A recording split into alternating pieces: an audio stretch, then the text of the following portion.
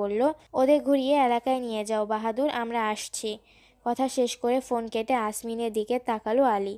মৌরি বিড়বিড় করে দোয়া ইউনুস পড়ে যাচ্ছে। আলী সেদিকে চোখ ফিরিয়ে তপ্ত শ্বাস ফেলল। এমনে চাইয়া রইছস কেয়া? তোগুলগে আইয়া আমার এত সাধের জানরা রাস্তায় লুটাইয়া দেওয়া লাগতাছে।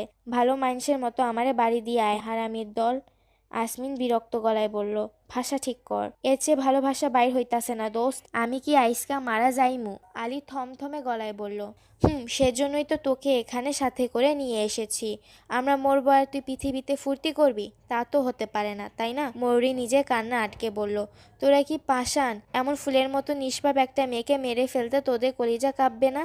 আমরা মারবো না তো, মারবে ওরা। আহ থাম তোরা, মৌরি, চিন্তা করিস না, কিছুক্ষণের মধ্যে বাড়িতে পৌঁছে যাব, ভয়ের কিছু নেই। মৌরি দুহাত উপরে তুলে বলল, আল্লাহ, এবারের মতো তোমার পাপি বান্ধাকে বাঁচিয়ে দাও। একবার বেঁচে ফিরলে এই দুই বান্দরের মুখ দেখবো না কোনোদিন, সত্যি বলছি। আলী আর আসমিন আড়ালে হাসলো। সানভীর জান গলায় এসে আটকে আছে। সে এমন বিশ্রী মৃত্যু চায় না। আসমিনের উপর পূর্ণ বিশ্বাস আছে তার। সে যেহেতু এমন শান্তভাবে বসে আছে, সেহেতু সবকিছু তাদের কন্ট্রোলে আছে।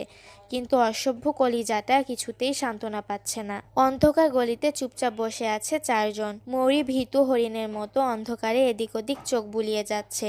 ওদিকে সব আমাদের কন্ট্রোলে আছে, গাড়ি বাড়ির দিকে নিচ্ছি। আলীর কথায় সাথে সাথে চেঁচিয়ে উঠল মৌরি, কোনো দরকার নেই, রাতটা এখানে কাটিয়ে সকালে ঢাকায় ফিরে যাব। আচ্ছা ঠিক আছে, তুই গাড়ি থেকে নেমে যা, রাতটা এখানে কাটিয়ে সকালে ঢাকায় ফিরে যাইস। মৌরি অভিমানী গলায় আসমিনকে বলল, দেখলি দেখলি কি বলল?